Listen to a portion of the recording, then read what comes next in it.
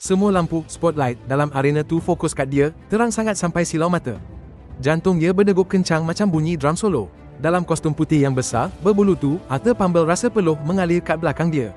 Inilah masanya, momen akhir pertandingan National Dance Off. Dia dah nak menang, dia dah nak jadi terkenal, dan dia juga dah nak hilang semua benda. Semua nampak normal je sampai saat ni. Tapi, kat sinilah dia, nak tunjuk siapa dia sebenarnya kat semua orang. Seorang lelaki dalam suit Yeti dengan rahsia besar. Siapa Arthur Pumble ni? Bagi kawan-kawan sekerja dia, dialah lelaki paling bosan kat dunia ni. Seorang akauntan, baju warna beige, kasut biasa, suka sangat dengan nombor. Hidup dia macam spreadsheet teratur dan kemas. Dia nak hidup senyap, hidup biasa-biasa, tak ada apa-apa masalah. Tapi Arthur perlukan sesuatu yang lebih. Dia perlukan duit, banyak sangat. Nenek Pumble yang dia sayang sangat, nenek paling baik, paling innocent yang korang boleh bayangkan, perlukan rawatan hospital yang mahal. Bil-bil dah menimbun, banyak dan menakutkan. Arthur, dengan gaji akauntan dia yang tak seberapa tu, dah tersekat. Dia perlukan keajaiban. Lepas tu, dia jumpa jalan. Atau lebih tepat lagi, jalan tu yang jumpa dia. Satu malam, masa dia tengah stres dan sorang-sorang, dia pakai kostum berbulu yang kelakar yang nenek dia buat bertahun dulu saja-saja nak bergurau. Dia pasang lagu disco dan dia cuma menari. Mula-mula kekok, lepas tu dia menari dengan gembira yang luar biasa, tak sangka pun. Dia rakam, muat naik ke online, lepas tu dia tidur, tak fikir apa-apa pun pasal tu. Esok paginya, video dia jadi viral meletup-letup. The Disco Yeti pun wujudlah. Orang ramai suka sangat dengan Yeti yang kelakar, gembira dan suka menari tu. Tawaran untuk iklan dan show datang bertalu-talu dan tiba-tiba Arthur ada duit untuk rawatan nenek Pumble. Dia jaga baik-baik dua kehidupan dia supaya tak bercampur. Akauntan siang hari, Disco Yeti malam hari. Tak ada siapa pun, seorang pun yang tahu rahsia berbulu dia tu. Lepas tu, datanglah National Dance Off 2. Hadiah utama dia duit yang banyak sangat, cukup untuk bayar rawatan nenek Pumble yang terakhir dan paling penting. Tapi ada satu syarat, semua peserta kena buka topeng masa pusingan akhir. Arthur serba salah. Sanggup ke dia ambil risiko dedahkan diri dia, tunjuk identiti dia yang sebenar, yang memalukan tu kat kawan sekerja dia yang membosankan. Semua ni demi nenek dia. Dia kena buat juga. Dia masuk pertandingan tu, cakap kat diri sendiri dia boleh menang, ambil duit, lepas tu cabut lari je sebelum buka topeng. Tapi hidup ni, macam biasalah, datang dan kacau rancangan rahsia dia yang dah diatur elok-elok tu. Masalah terbesar dia bukan peserta tarian yang lain, tapi Brenda Higgins, seorang lagi akauntan kat firma dia. Brenda ni jenis takkan berhenti, tajam akal dan pandai sangat hidu kalau ada benda tak kena. Dia perasan Arthur selalu tak ada tiba-tiba, nampak kilauan glitter yang pelik kat jaket beige dia dan kadang-kadang terhidu bau dry ice dan macam orang terdesak dari Arthur. Brenda mula perhatikan dia, bukan cara menakutkan, tapi lebih kepada cara yang sangat menjengkelkan, tersusun rapi, macam dia buat spreadsheet. Arthur cuba berhati-hati, tapi makin dia cuba sorok, makin Brenda jadi curiga. Dia akan curi-curi keluar kerja awal, kata ada appointment dentist, tapi Brenda pula nampak dia beli sequence. Dia akan bagi alasan mata letih sebab kerja sampai lewat malam, tapi Brenda pernah tangkap dia tidur dalam bilik stor pejabat, siap bersiul lagu disco lagi. Rasa paranoia dia makin teruk. Brenda dah tahu ke rahsia Disco Yeti dia ni. Dia mula fikir semua orang tengah perhatikan dia.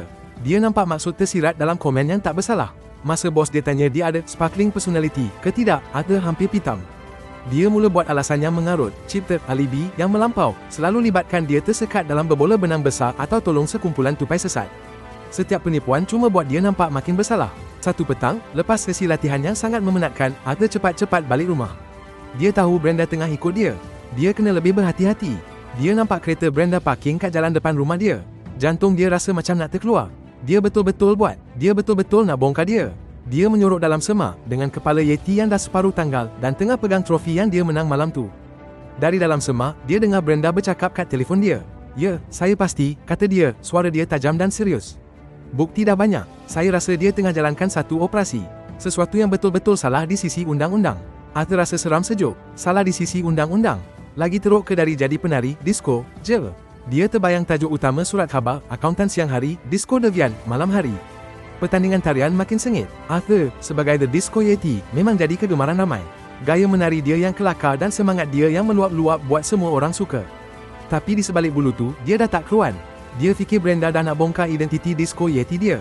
Dia cuba nak kelirukan Brenda, tinggalkan disco ball dalam pejabat Brenda, hantar email tanpa nama pasal budget hair loss. Dia fikir ini red herring yang kelakar untuk Yeti, tapi tak jadi apa pun. Ia cuma buat Brenda pandang dia dengan muka keliru, tapi nampak tekad. Cabaran terbesar dia datang dari penari lain, The Glitter Gopher. Pesaing ni nampak macam nak sabotaj Arthur setiap masa. Ada tempat licin kat atas pentas sebelum persembahan Arthur, bat untuk kostum dia hilang, glitter glue, tiba-tiba muncul dalam shampoo dia. Arthur yakin The Glitter Gopher tahu dia ni akuntan yang membosankan dan cuba nak jatuhkan dia. Siapa The Glitter Gopher ni? Dia fikir, dan kenapa dia benci sangat kat aku? Lepas tu, datanglah plot twist besar yang pertama. Arthur diserbu oleh Brenda kat bilik rehat, cermin mata dia berkilat-kilat. Arthur, kata dia, suara dia rendah. Saya tahu apa yang awak dah buat. Arthur dah bersedia untuk rahsia Yeti dia terbongkar. Ni lagi teruk dari yang saya sangka. Awak terlibat dengan perlumbaan baja, kan? Arthur terkebil-kebil. Perlumbaan baja. Apa yang awak merepek ni, Brenda? Dia tanya, betul-betul keliru. Dia fikir, ni macam kod ke? Untuk menari, disco. Brenda hempas satu folder atas meja. Penuh dengan gambar Arthur yang kabur dekat padang lumpur, screenshot urusan kewangan dia yang cuma bayaran untuk rawatan nenek dia, dan cetakan dari forum pelik yang bincangkan baja racing. Jangan nak buat-buat tak tahu, Arthur, dia mendesis. Kerja sampai lewat malam, duit tunai tiba-tiba banyak, bau tanah dan bulu yang pelik kat awak, glitter yang mencurigakan. Semua ni dah cukup. Awak dalang di sebalik sindiket perlumbaan baja bawah tanah yang haram. Arthur terpinga-pinga. Dia bukan kejar The Disco Yeti. Dia fikir Arthur ni Samsung baja.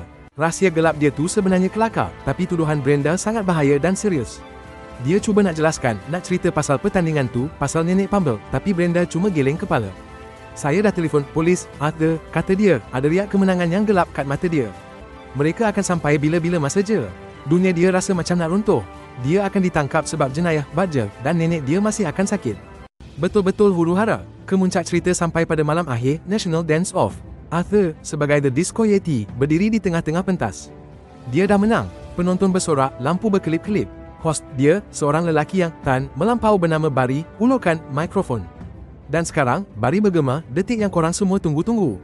Pendedahan besar. Siapa dia? The Disco Yeti. Arthur perlahan-lahan capai kepala Yeti dia. Tangan dia menggeletar. Dia boleh dengar bunyi siren datang dari jauh. Inilah masanya. Rasa malu. Tangkapan. Dia tarik nafas dalam-dalam. Redah je lah, fikir dia. Betul-betul masa jari dia sentuh zip, pintu arena terbuka luas. Brenda Higgins berdiri kat situ, diapit oleh dua polis, lencana mereka berkilat. Jangan bergerak, dia jerit, tunjuk kat Arthur. Itu dia, Raja Baja. Maksud saya, Arthur Pumble. Dialah yang jalankan perlumbaan baja bawah tanah. Penonton terkejut. Barry nampak keliru. Raja Baja. Habis tu The Disco Yeti ni macam mana? Arthur, bila dah tak ada jalan lain, buka zip kostum dia. Kepala Yeti tu tanggal, menampakkan muka akuntan dia yang biasa-biasa tu.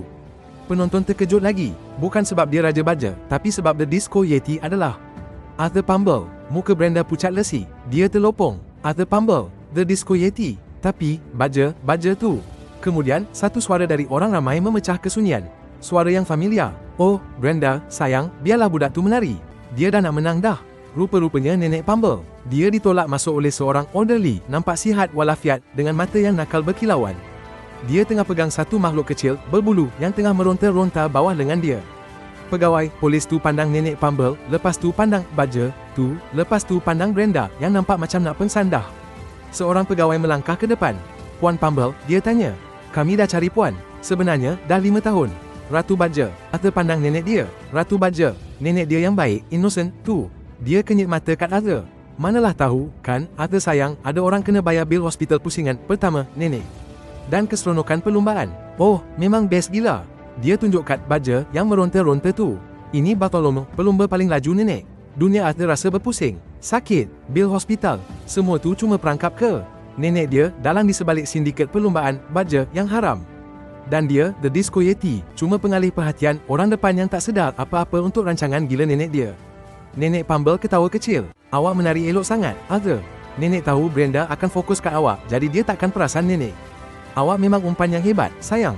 Brenda rasa sangat malu, cuba nak selamatkan maruah dia. Jadi, bunyi baja dalam pejabat dia. Sampel bulu yang pelik, kotoran, semua tu kerja puan ke, Puan Pumble. Nenek Pumble cuma senyum. Oh, sayang, nenek eja Arthur semua benda pasal kotoran dan bulu. Tapi tarian, itu semua dari dia. Nenek Pumble ditangkap, tapi dia pergi dengan senyuman bangga, siap lambai sikit kat Bartholomew, baja tu. Arthur dah tak jadi akuntan yang membosankan lagi. Sekarang dia adalah Disco Yeti yang terkenal, satu viral sensation. Dia dah selamatkan nenek dia dalam satu cara dengan mendedahkan kebenaran nenek dia yang pelik dan kelakar tu. Duit hadiah tu memang pergi untuk pembelaan undang-undang nenek dia yang lagi mahal dari kos rawatan hospital dia sepatutnya. Brenda rasa sangat-sangat malu berhenti kerja dia.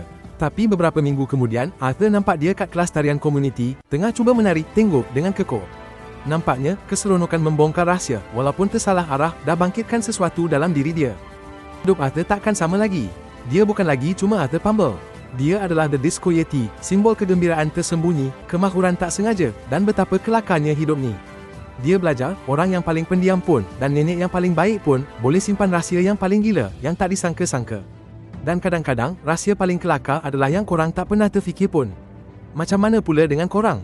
Korang rasa Arthur buat pilihan yang betul ke? Apa yang korang akan buat kalau nenek korang rupa-rupanya Ratu Baja? Bagi tahu kami dalam komen kat bawah dan jangan lupa subscribe untuk cerita-cerita lagi unbelievable.